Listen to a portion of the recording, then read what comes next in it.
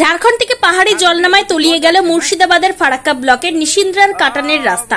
কাটান পার করতে গিয়ে তলিয়ে যাচ্ছিল এক স্কুলের পড়ুয়া, কোনো রকমে প্রাণে বাঁচল স্কুলের পড়ুয়া।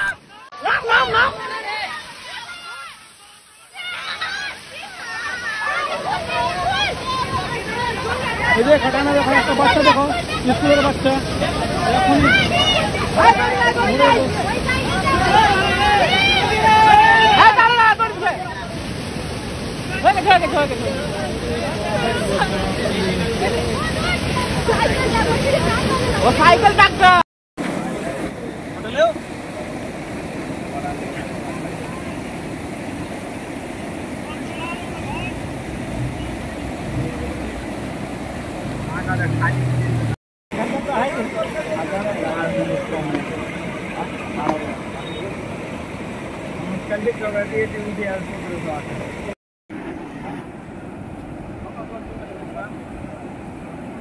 দেখা আসছি সিপিএম কে দেখলাম, কংগ্রেস কে দেখলাম, আমাদের এখানকার এখন রানিং বিধায়ক মনিরুল ইসলাম, ও বলেছিল যে আমার প্রথম কাজ হবে যে কাটানে ব্রিজ নির্মাণ, তারপর রাস্তা নির্মাণ, তারপরে জলের সমস্যা, ইলেকট্রিক ফ্রি করে দেওয়া, এগুলো প্রতিশ্রুতি দিয়েছিল, প্রতিশ্রুতি দিয়ে বিধায়ক হয়েছিল, কিন্তু একটাও কাজ আজ পর্যন্ত সম্পূর্ণ করেনি।